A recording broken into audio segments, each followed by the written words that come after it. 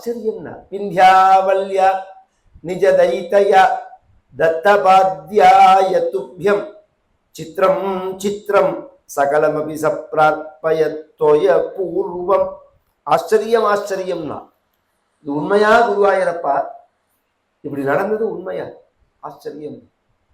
தானம் பண்ணும்போது மகாவிஷ்ணு ஸ்வரூபாயன்னு சொல்லாம மகாவிஷ்ணுவே துப்பியமாக சம்பிரதேன்னா அப்படி கொடுத்த உடனே ஆகாசத்திலேருந்து தேவதைகள்லாம் புஷ்பத்தை கொற்றால் மகாபலி மேல, அவன் மேல, அவன் மனைவி மேல, குழந்தை மேல. யாரும் உலகம் ஏற்பட்ட அன்னியிலேருந்து பகவான்கிட்ட போய் தனக்கு ஒண்ணு வேணும்னு தான் கேட்டிருக்காளே தவிர உனக்கு என்ன வேணும்னு கேட்டதே கிடையாது. பகவானை பார்த்து கொடுக்குறேன்னு சொன்னவ யாரா உண்டா? நீ கொடுத்தியடா. அதுவும் வித்வானு அதாத்து எத்ரிபவே ஜெகத்ரயம், வந்திருக்கிறவன் எதிரின்னு தெரிஞ்சு, சத்ரு அப்படின்னு தெரிஞ்சு கொடுத்து. என்ன ஒரு தர்ம நிஷ்டை, தர்மத்தில் உள்ள நம்பிக்கை. வந்தவன் கேரக்டரை பத்தி நமக்கு என்ன விஷயம்? அந்த தர்மத்தில் உள்ள நம்பிக்கை. ஒன்னே தானம் பண்ணினா ஒருத்தரை பிரதட்சிணம் பண்ணி நமஸ்காரம் பண்ணணும். பிரதட்சிணம் பண்ண முடியாது, அதுவா நமஸ்காரமாவது பண்ணணும். புஷ்பத்தை விளக்கிட்டு பார்க்கிறான். பொங்கி உலகளந்த உத்தமன் பேர் பாடின்னு பகவான் திருவிக்ரமாவதாரம் பண்ணி இருக்க. இந்த பூமி பாதாளத்தை ஒரு அடியா அளந்தால் பகவான் சொர்க்கத்தை ஒரு அடியாக அளந்து மூணாவது அடிக்கு இடம் இல்லாத போது அப்படி காலை தூக்க சத்தியலோகம் பரியந்தம் பிரம்மா பாதத்தை அலம்ப. அதுதான் கங்கையா பின்னாடி வந்தது. பேரியை வச்சுன்னு ஜாம்பவான் 3 தடவை இந்த உலகளந்த பெருமாளை பிரதட்சிணம் பண்றார் அப்படின்னு அப்பையிலேருந்து இருக்கார் ஜாம்பவான். அப்பையிலேருந்து இருக்கார். அதுக்கப்புறம் தான் ராமாவதாரங்கள்லாம். இந்த அவதாரத்துக்கு அப்புறம் தான் ராமாவதாரங்கள்லாம். அதனாலதான் அவர் சொன்னார், நான் எல்லாத்தையும் பார்த்திருக்கேன்னு ராமாயணத்துல அவர் சொல்ல போறார். பகவான் கருடனை விட்டு நாகபாசத்தினால கட்டு அப்படின்னு சொல்ல,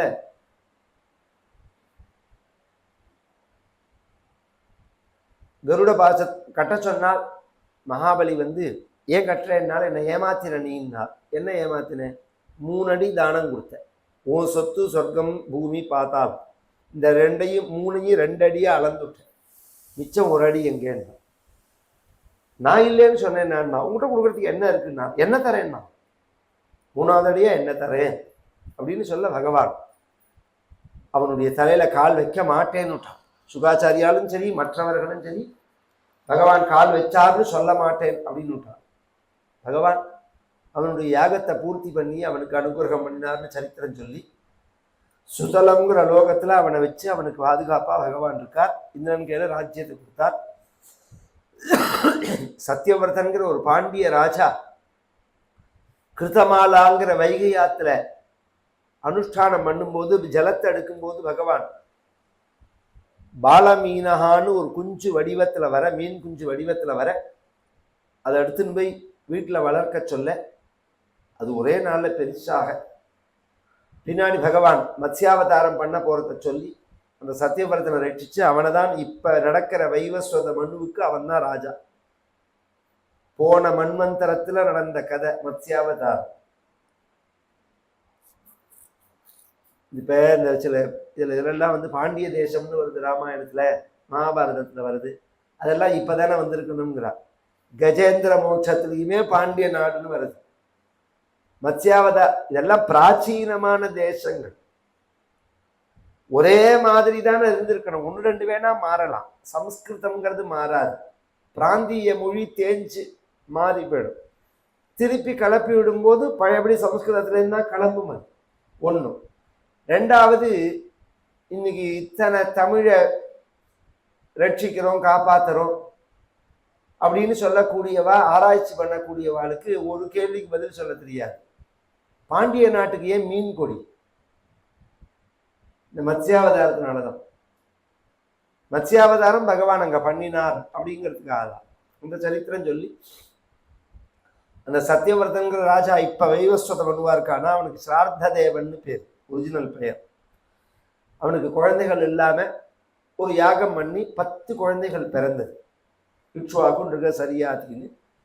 அதுல நாபாகன்னு கடைசி புள்ள. அவனுக்கு அம்பரீஷன்னு ஒரு புத்திரன். அவன் காலத்துல உலகம் முழுக்க ஒரு ராஜாவா இருந்தானோ.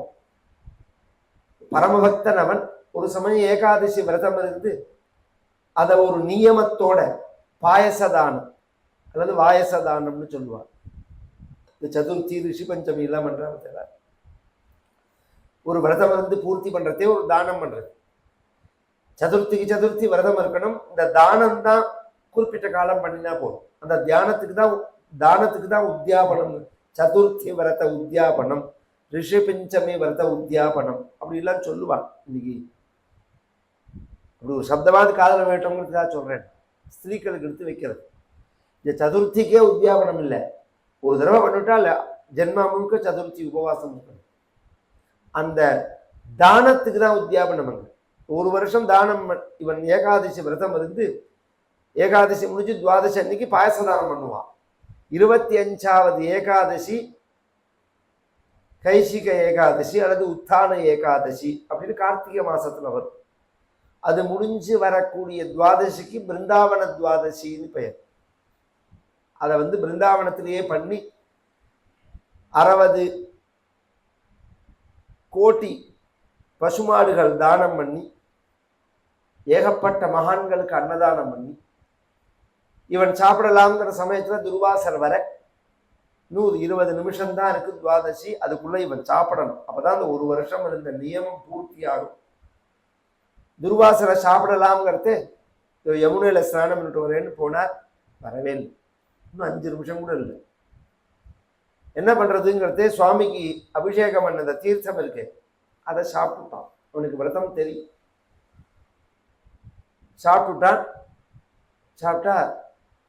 அதை சாப்பிட்டான்னு உடனே வந்தார் அவர். சாப்பிடலாமான்னா நீ சாப்பிட்டு என்ன சாப்பாடு போடலையான்னு கேட்டார் அவர். நான் சாப்பிடலன்னா. சாப்பிட்டது ஒரு குற்றம், சாப்பிட்டு சாப்பிடலேன்னு சொல்றது ஒரு குற்றம் தான். நான் சாப்பிடலன்னா. ஜலம் சாப்பிட்டியோ, சாலக்கிராம அபிஷேக ஜலம் சாப்பிட்டியோ? சாப்பிட்டேன். அது சாப்பிட்டதாகாத. சாஸ்திரம் என்ன சொல்றது? தன்னேவா சித்தம் தன்னேவா நசித்தம் அப்படின்னு. இந்த உபவாசங்கள்ல விரதங்கள்ல ஜலத்தை சாப்பிடலாமா சாப்பிடக்கூடாதாங்கிற கேள்வி வரது. ஜலத்துக்கு மட்டும் ஒரு எக்ஸப்ஷன். சாப்பிட்டாலும் சாப்பிட்டதாயும் ஆகும், சாப்பிடாதாயும் ஆகும் அப்படின்னு இருக்கு.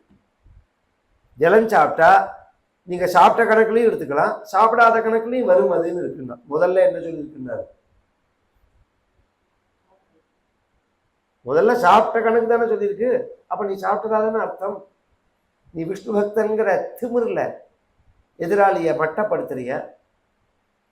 உன்னை என்ன பண்றேன் பாருன்னு அப்படி தலையிலேருந்து ஒன்று பிச்சு இதை ஆரம்பிச்சு வச்சுட்டு சிவபெருமான் தான். தக்ஷயஜத்துல கோபம் வந்தோடனே தலையிலேருந்து ஒன்று பிச்சாரப்பதான் வீரபத்திரா. அதுலேருந்து ஆரம்பிச்சு இன்னி வரைக்கும் சில குழந்தைகளை பார்த்தா கோபம் வந்தோடனே இப்படி பிச்சுக்கும். இது ஒரு பரம்பரையா வருது. ஒவ்வொருத்தருடைய பிஹேவிங் ஒவ்வொரு மாதிரி. தலை வந்தா கோபம் வந்தா சில குழந்தைகள் பரண்டு அழும், முட்டிக்கும், கத்தும், இப்படிலாம் இருக்க பார்த்தா சில பேர் குழந்தைகளை பார்த்தாலும் இப்படி பிடிச்சிக்கும் தலைமையில். இது யார் சொல்லி கொடுத்தா அதுக்கு அப்படின்னா? அது எல்லாமே ஜெனட்டிக் தானே, ஜீன் தானே. துர்வாசர் தலையிலேருந்து பிச்சு போட அது ஒரு பெரிய பிசாசமா கிளம்ப.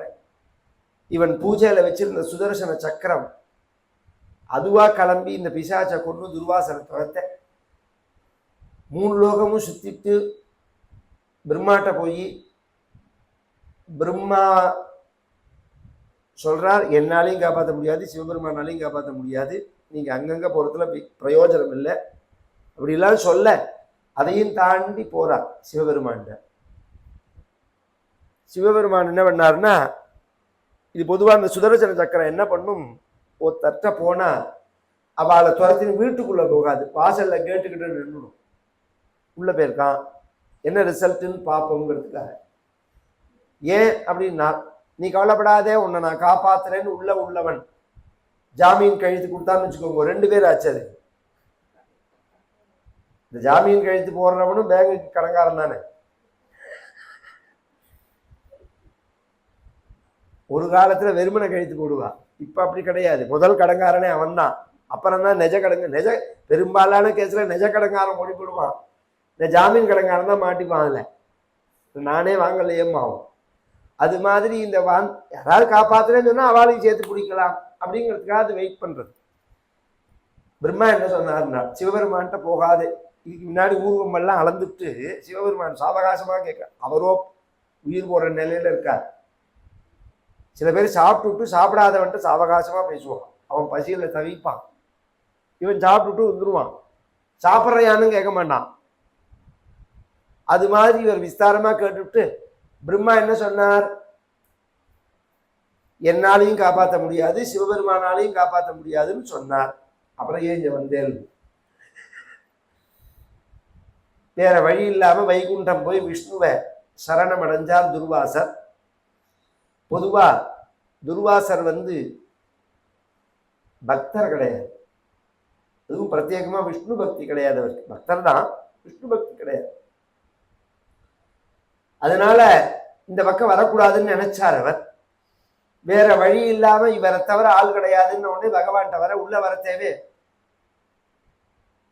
நாராயணா கோவிந்தா ஹரே வாசுதேவா இது மாதிரி பஜனை எல்லாம் பண்ணிட்டு வர்றார். பொதுவா பஜனை பண்ற தேவையே நமக்கு நிறைய பேர் பஜனை பண்றான், பகவன் நாமா விசேஷம், கோண கோவிந்தான்னு யார் வேணாலும் பஜனை பண்ணலாம், அது ஒன்றும் தப்பு சொல்லலைண்ணா. ஆனா பஜனையை பார்த்தா இது புது பஜனையா பழைய பஜனையான்னு தெரியுமா, ஸ்ருதி சுத்தமா பாடுறதுக்கும் சப்தஸ்வரத்துல பாடுறதுக்கும் வித்தியாசம் இருக்கணும். இவரை பார்த்தோடனே புதுசா இருந்தது, இது யாருன்னு கேட்டார், துர்வாசர் அப்படின்னார். இது என்ன புதுசா இருக்கே பஜனைன்னார் பகவான் நக்கலா. உடனே அவர் சொன்னார், அது ஒரு போராத, அது ஒரு கதை, அது கீழே ஒருத்த ராத்துக்கு சாப்பிட போனேன், சாப்பிட கூட இல்லை, சாப்பிட தான் போனேன், போனதுக்கு இந்த பஜனை பிடிச்சிட்டு கொடுத்துருந்தாரு.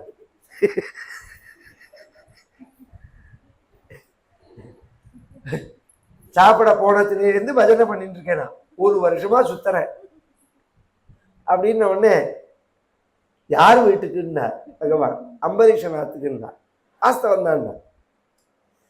ஏன் இந்த சைதன்ய மகாபிரபு சொன்னார் உயர்ந்த பாகவதோத்தமன் யார் அப்படின்னா,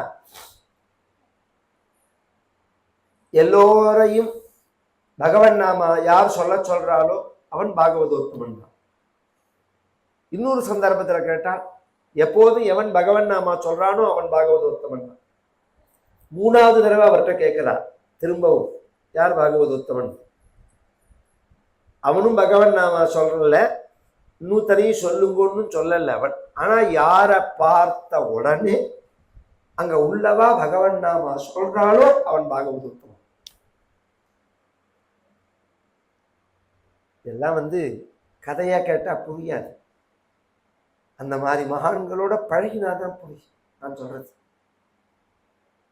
இன்னைக்கு அண்ணான்னு இருந்தார் ரிஷப்ரேம் அண்ணான், அவர் எங்க வந்தாலும் யார் பார்த்தாலும் ஹரே ராமா ஹரே ராமா ராம ராமா எல்லாரும் சொல்லுவோம்.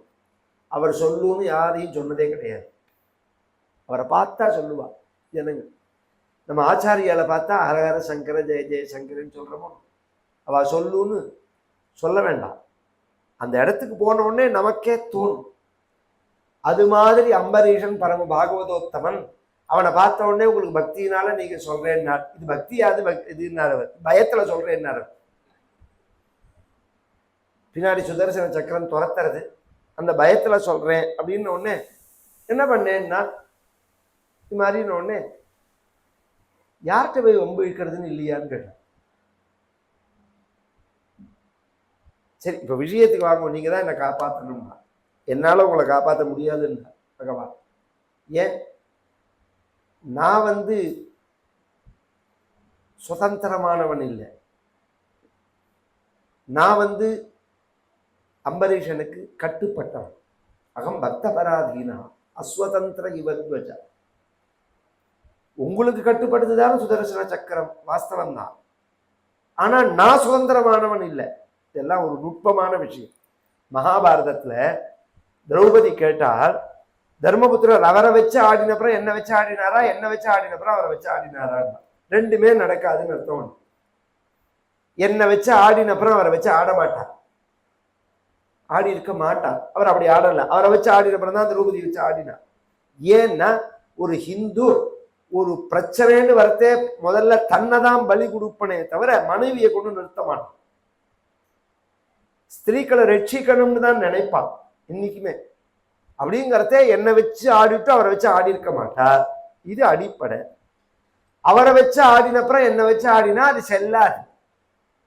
ஏன்னா சுவாமித்துவம் போனப்புறம் எங்கேருந்து ட்ரஸ்டிங்கிற அந்த போஸ்ட கோர்ட்டு தடுத்து வச்சிருக்கிறத சொத்து சுதந்திரமா இருக்கு, இவர் கையெழுத்து போட முடியாது. அந்த ட்ரஸ்டுக்குள்ள சொத்து சுதந்திரமா இருக்கு, ட்ரஸ்டி கிடையாது, ட்ரஸ்டிக்கு பவர் கிடையாதுன்னு ஆயிருது பத்தில. அது மாதிரி நிலை. அவர் ஒரு கணவனுக்கு மனைவியை வச்சு ஆடுறதுக்கு சர்வ சுதந்திரம் உண்டுன்னா எல்லாம் கணவனா இருக்கிறது தான். எப்ப அவரை வச்சு ஆடி அவர் தோத்து போயிட்டாரோ அப்புறம் என்ன வச்சு இப்படி ஆட முடியும்? உடனே அவன் கேட்டான் கர்ணன், இதுக்கு கேள்வியே வேண்டாம், ஒரு பசுமாடை வித்தா கண்ணுக்குட்டிக்கு என்ன விலை பேச்சுவாளா யாராவது? பசுமாடை வித்தா கண்ணுக்குட்டியும் வரத்தான் வரும். அது மாதிரி கணவன் கட்டுப்பட்டா மனைவியும் கட்டுப்பட்டவள் தான். அபூர்வமான. அதனாலதான் இந்த சப்ஜெக்ட் எடுத்து பாரதியார் பேசினது. அதுக்கு திரௌபதி கேட்டால் பசுமாடை வச்சு ஆடினா கண்ணுக்குட்டிக்கு தனி விலை கிடையாது, பசுமாடை வித்தாலே கண்ணுக்குட்டியும் அதோட உடன்பட்டதுதான்னு நீ சொல்றதை நான் ஏத்துக்கிறேன், கண்ணுக்குட்டிக்கு தனி விலை பேசுற மாதிரி எனக்கு ஏண்டா ஆட்டம் போட்டேன்னு கேட்டாரு. எனக்கு ஒரு ஆட்டம் நீ ஏன் போட்ட? நீ தர்மபுத்திரரை ஆடி முடிச்சு அதோட நீனும் கட்டுப்பட்டவள்னு சொன்னா இந்த சப்ஜெக்ட் முடிஞ்சு போயிருக்கு. நீ எனக்கு எப்ப ஆட்டம் போட்டியோ அப்பயே இது இந்த கேஸுக்குள்ள வராதுன்னு அர்த்தம். இத்தனை விசாரம் நடக்கிறது பாரதத்துல. அது மாதிரி இங்க நான் சுதந்திரமானவன் இல்லை, நான் சுதந்திரமா இருந்தவன்னா அதை கண்ட்ரோல் பண்றது. நானே பக்தனுக்கு கட்டுப்பட்டவன். நான் உங்களை சரணம் அடைஞ்சிருக்கேனே, அம்பரீஷன் தான் பக்தனா, நான் பக்தன் கிடையாது. வருவோம் யார் பக்தன் யார் பக்தன் இல்லைங்கிறதெல்லாம் நான் சொல்லலை. ஆனா பக்தன்னா யாருங்கிறத சொல்றேன், நீங்களா அவனாங்கிறத நான் சொல்லலை.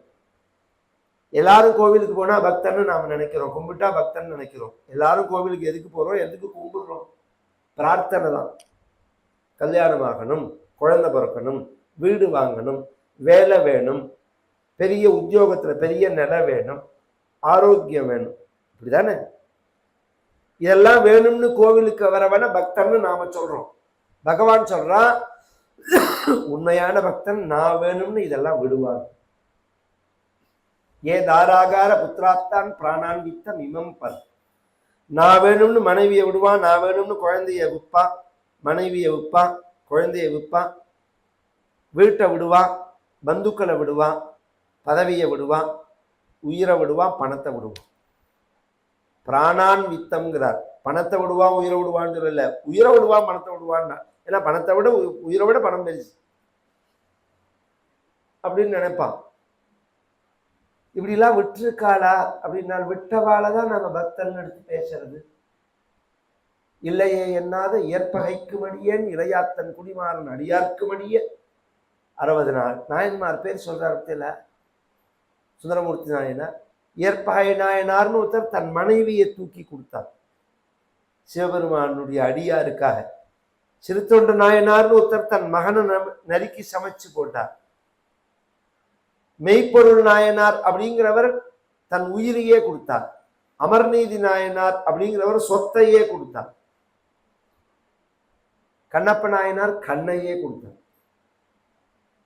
எல்லாம் கொடுத்தவாறு.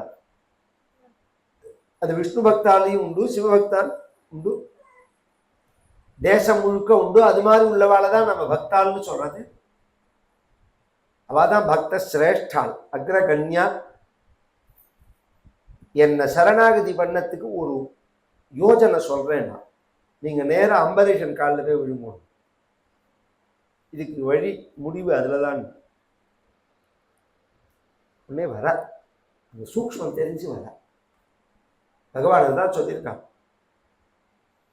அம்பரீஷன் கிட்ட நமஸ்காரம் பண்றதே அவன் சொன்னான். என்ன பாவம் பண்ணேன்னு தெரியல, இது வேற யாருன்னா நீங்க என்ன நமஸ்காரம் பண்ணலாமா? நீ சொன்னாதான் இந்த சுதர்சன சக்கரம் என்னை கொல்லாம இருக்குமா? உங்களை கொல்ல சொல்லி நான் சொன்னேன். அதை நான் கலப்பி விடலையே, ஆனா நீ சொன்னாதான் அது கேட்கும்னு பகவான் சொல்றார். அப்படின்னு உடனே சுதர்சன சக்கரத்தை பார்த்தான். சுதர்சன நமஸ்துப்யம் சஹஸ்ராராச்சுத பிரிய சர்வாஸ்திர காத்தின் விப்ராய ஸ்வஸ்தி பூஜா இடஸ்பதே குலன்னோ விப்ரதைவஞ்சேத். எங்க குலம், எங்க பரம்பரை, நான் உள்பட என் முன்னோர்கள் எல்லோருமே வேதம் படித்தவர்களை தெய்வமாக நினைப்பது சத்தியமாக இருக்குமே. ஆனால் சுதர்சன பிரபோ இவரை ஒன்றும் பண்ணக்கூடாது இதான் சொன்னான். பூஜையில் உட்காந்து அப்பாடான்னாரு. அப்பாடான்னா இது என்ன சொல்ல வந்தார் பகவான்னா, பொதுவாக ஒருத்தர் ஒரு தப்பை பண்ணி அதுக்கு பரிகாரம் பண்ணுவா.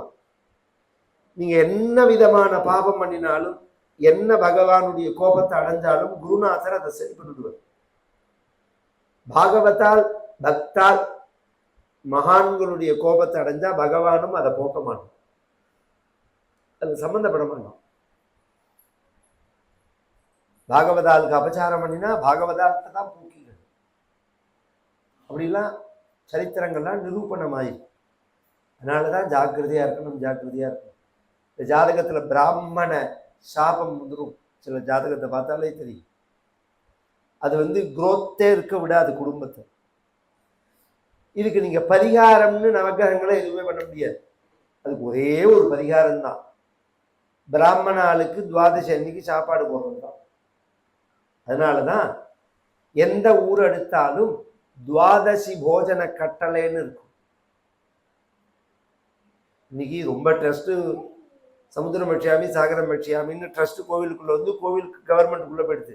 அதனால என்ன இருக்குன்னே ரொம்ப பேருக்கு தெரியல. ஆனா அவ்வளோ இருக்கு. இன்னைக்கு நோண்டி எடுத்தா இப்ப முந்தானா தானே ஒரு சட்டம் கொண்டு வந்திருக்கா, எல்லா சொத்தையும் எல்லாரும் தொட முடியாதுன்னு. இனிமே ஒவ்வொரு சொத்தையா நோண்டினாதான் எந்த சொத்து யாரோடதுன்னு தெரியும். அவ்வளோ சொத்து நம்ம கோவில் சொத்து புழக்கத்துல இருக்கிறது மட்டும் இல்ல, தர்ம சொத்து புழக்கத்துல இருக்கு. இது மாதிரி மகான்கள்லாம் எழுதி வச்சுட்டு போன அந்த நிலங்கள் அது சம்பந்தப்பட்ட, இது ஒவ்வொரு ஊருக்கும் ஒவ்வொரு விசேஷம் உண்டு. இந்த சொத்துல பெரும்பாலும் சில ஊர்கள்லாம் பயணியில் எடுத்துட்டேன்னா தைப்பூச அறக்கட்டளைன்னு வச்சிருப்பான், தைப்பூசம் விசேஷம். திருச்செந்தூர் போனேன்னா கந்தசஷ்டி அறக்கட்டளைன்னு வச்சிருப்பான், கந்தசஷ்டி இன்னைக்கு வந்தா எல்லாருக்கும் அன்னதானம் பண்ணணும் அப்படின்னு. திருவண்ணாமலை போனா பௌர்ணமாசின், இப்படி எல்லாம் ஒவ்வொரு ஊருக்கு தனியா இருக்கும். ஆனா நான் சொல்றது எல்லா ஊர்லயும் இருக்கும். துவாதசி அறக்கட்டளை, துவாதசி அன்னைக்கு பிராமணாளுக்கு போஜனம் பண்ணி வைக்கிறது. அமாவாசை அன்னைக்கு ஒரு பிராமணனுக்கு போஜனம் பண்ணி வச்சா அந்த மாசம் முழுக்க பிராமணன் பண்ண புண்ணியம் அவளை சேரும். ஒரு துவாதசி அன்னைக்கு பிராமணனுக்கு போஜனம் பண்ணி வச்சா அமாலட்சம் து துவாதசியாம், லட்சம் அமாவாசை சாப்பாடு போட்டப்பா அந்த பாபம் அப்பதான் போகும். அதை சொல்லி துர்வாசருடைய அந்த அபச்சாரம் போகி அம்பரீஷநாத்துல சாப்பிட்டுட்டு அம்பரீஷனை பத்தி கொண்டாடின்னு போக அந்த சரித்திரம் சொன்னால், அதே சூரிய வம்சத்துல பகவான் ராம லக்ஷ்மண பரதே சத்ருக்னாயிதி சம்ஞயா அப்படின்னு ஒரே பகவான் ராமனாகவும் லக்ஷ்மணனாகவும் பரதனாகவும் சத்ருக்னாகவும் எல்லாம் பகவான் ஒரே சமயத்துல 4 அவதாரம் பண்ணி இன்னி பரியந்தம் மனிதர்களுடைய தர்மத்தை ஸ்தாபிச்சுட்டு போயிருக்கான் பகவான். ஒரு மனிதன் அப்படின்னு சொன்னா எப்படி இருக்கணுங்கிறது ராமனை பார்த்து தெரிஞ்சுக்கலாம் அப்படின்னு சொல்லிவிட்டு அந்த சூரிய வம்சத்தினுடைய ஒரு கிளையாக சந்திரவம்சம் அமைய, அந்த சந்திரவம்சம் யயாதிங்கிற ராஜாட்ட பிரிய, குரு வம்சம் யது வம்சம்னு 2ஆ போக, யது வம்சத்துல பகவான் வசுதேவர் தேவகி அப்படிங்கிற யாதவர்களுக்கு பிறக்கிறான்னு சொன்னான். அந்த சரித்திரத்தை சொல்லும் போது குவாலியர்னு இன்னைக்கு சொல்ற மத்தியில அந்த ஊரை உக்ரசேனன்னு ஒரு ராஜா ஆண்டான். அவனுக்கு தம்பி தேவகன். இந்த உக்ரசேனனோட பிள்ளைக்கு கம்சன்னு பேர். மதுராங்கிற பட்டணத்தை சூரசேனன்னு ஒரு ராஜா ஆண்டான். அவருடைய புள்ள வசுதேவர். அவனுக்கு 5 பொண்ணும் 10 புள்ள. இந்த 5 பொண்ணுல மூத்த பொண்ணு தான் அந்த சூரசேனனுக்கு குந்தி. இந்த குந்தியை கொண்டு போய் குந்தி போஜன்னு ஒரு ராஜாக்கு அடாப்டா கொடுத்துட்டாங்கிறதுனால அவளுக்கு குந்தின்னு பேரு நிறுத்தும். மூத்தவ தான், வசுதேவருக்கு அக்காவதான். மகன்கள்ல மூத்தவர் வசுதேவர் தான். இந்த தேவகனுடைய பெண்ணு தேவகின்னு சொல்றமோனோ, ஒரிஜினலா அங்க அவனுக்கு 8 பொண்ணு, 8வது பொண்ணு தான் தேவகி. முதல்ல 7 பொண்ணை இவருக்கே தான் கல்யாணம் பண்ணி கொடுத்துருக்கான். இதெல்லாம் அந்த காலத்துல பழக்கம். சொத்து செதறாம இருக்கிறதுக்காக ஒரே இடத்துல சேர்ப்பான். 7 பொண்ணை ஒத்தனுக்கே கல்யாணம் பண்ணி கொடுத்து 8வது பொண்ணையும் ஒத்தனுக்கே கல்யாணம் பண்ணி கொடுக்குறான். அவனுக்கு வசுதேவருக்கு கல்யாணம் பண்ணி கொடுத்தா கல்யாணம் ஊர்வலத்துல அசரீரி வாக்கு சொல்றது, எல்லா வாத்தியத்தையும் அமைக்கிண்டு இந்த சகோதரி தேவகியினுடைய 8வது கர்ப்பம் உன்னை கொல்ல போறது கம்சான்னு. உன்னே கம்சன் அந்த ஊர்வலத்தை நிறுத்தினான், கையில கத்தி எடுத்தான், தேவகியை கொல்ல போனான். வசுதேவர் சொன்னார், நீ ரொம்ப உயர்ந்தவன், உலகமே உன்னை கொண்டாடுறது, ஒரு மனிதன் சரீரம் போனாலும் புகழ் நிலைக்கிற மாதிரி வாழ்ந்துட்டு போகணும், நீ இந்த காரியத்தை பண்ணக்கூடாது, உலகம் உள்ள பரியந்தும் உன்னை தூத்துறா மாதிரி நீ நடந்துக்க கூடாது, இப்படிலாம் சொன்னா. அதெல்லாம் காதில் ஏறல். இவனை கொல்றதுனால நீ உயிரோடு வந்துருவியா? பிறந்தவன் போய் தானே ஆகணும்னார். பிறந்தவன் போய் தானே ஆகணும், நான் கொல்லாம இருக்கிறதுனால முன்னாடி மட்டும் உயிரோடு இருக்கலாம்னு ஆகும். இப்படியே பெரட்டி போட்டான். இப்போ ஒரே வார்த்தை சொன்னார், உனக்கு மரணம்ங்கிறது இவளுக்கு பிறக்க போற 8வது கர்ப்பம் தானே. ஆமா, இவளால இல்லையோனும் இல்லை, பிறக்கிற குழந்தைய கொண்டு கொடுத்துடுறேன், புத்திரான் சமர்ப்பை சேஷா, இவனை கொல்லாதேன்னா. அதே மாதிரியே சரின்னு விட்டான். பிறக்கிற குழந்தைய கொல்லுன்னு அவர் சொல்லலை, கொடுக்குறேன்னு தான் சொன்னார். கொஞ்ச நாள் ஆச்சு, இவர்களுக்கு முதல் குழந்தை பிறந்தது, கொண்டு கொடுத்தா. இப்படி பிறக்க கொண்டு கொடுக்க அவர் கொண்டுட்டே இருப்பான். 6 குழந்தை பிறந்தது. 7வது குழந்தையா வந்த உடனே ஆதிசேஷனே வரார். 7வது குழந்தையா பகவான் அம்பாளை கூப்பிட்டு இந்த கர்ப்பத்தை அப்படியே வசுதேவருடைய 800 மனைவி ரோஹிணின்னு பேரு, அவ கம்சனுக்கு பயந்து நந்தகோபன் வீட்டில் இருக்கா, அவ கர்ப்பத்தில் கொண்டு வச்சிருன்ட்டான். அது மாதிரியே வச்சுட்டான். 7வது கர்ப்பம் அஹோ விஸ்ரம் சிதோ கர்ப்பான்னு கலைஞ்சு போயிடுது. 8வதா பகவான் வரா. ததோ ஜெகன்மங்கலம் அச்சுதாம்சம் சமாஹிதம் சூரசுதேன தேவி ததார சர்வாத்மகமாத்மபூதம் காஷ்டாயதானந்தகரம் மனஸ்தஹ சாதேவகி சர்வஜகன் நிவாசமூதா நிதராம் நரேஜே भोजेन्द्र गेहे निशिखे वरुद्धा सरस्वती ज्ञान खले यथा सती. இவளுடைய தேஜஸை கண்டு கம்சன் பயப்பட தேவதைகள்லாம் வந்து ஸ்தோத்திரம் பண்ண. தட்சிணாயன புண்ணிய காலத்துல ஆவணி மாசத்துல கிருஷ்ணபட்சத்துல அஷ்டமி திதியில ரோகிணி நட்சத்திரத்துல ராத்திரி 12 மணிக்கு வந்து பகவான் அவதாரம் பண்றான். நிஷீதே தம உத்பூதே ஜயமானே ஜனார்தனே தேவக்யாம் தேவரூபிண்யம் விஷ்ணு சர்வகுஹாசயः ஆவிராசீத்யதா ப்ராச்யம் திசிந்துரிவ புஷ்கலः தமத்புதம் பாலகமம்புஜேக்ஷணம் சதுர்புஜம் சங்ககதாரியுதாயுதம் ஸ்ரீவத்சலக்ஷ்மங்கலசோபிகௌஸ்துபம் பீதாம்பரம் சார்ந்திரபயோதசௌபகம் மகார்ஹவைடூர்ய கிரீடகுண்டலத்விஷா பரிஷ்வக்தசாஸ்ரகுந்தலம் உதாமகாஞ்சங்கட கங்கனாதிபிஹ விரோச்சமானம் வசுதேவ ஐக்ஷதா. பகவான் வந்து புரந்தத்தை வசுதேவர் தான் பார்க்கிறார். பகவானா தரிசனம் கொடுக்கிறார். தேவகி மயக்கத்தில் இருக்கிறவளை கூப்பிட்டு பாருங்க. தேவகி வசுதேவர் 2 பேரையும் பகவானை பார்க்க இதே சமயத்துல நந்தகோபருக்கு அம்பாள் வந்து அவதாரம் பண்றான். இப்படி ஒரே சமயத்துல பகவான் அம்பாள் 2 பேருடைய அவதாரம். வசுதேவரும் அனந்தராமாக்கிய மகி பிரணீதம் ஸ்தோத்திரம் படேத்யஸ்து நரஸ்திரிகாலம் வாதாலயேஷஸ்ய கிருபாபலேன லபேத சர்வாணி ச மங்களானி நாராயண நாராயண நாராயண நாராயண நாராயண நாராயண நாராயண நாராயண நாராயண நாராயண.